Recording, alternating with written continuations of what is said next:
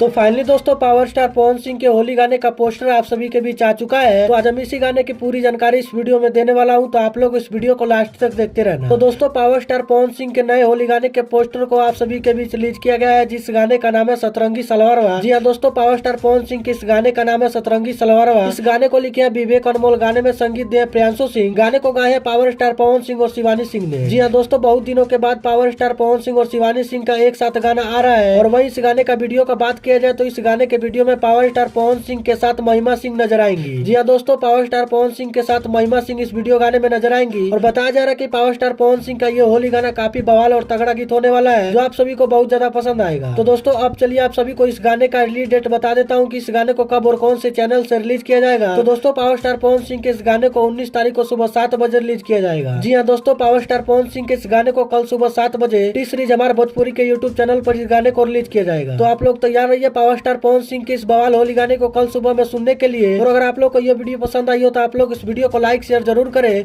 धन्यवाद।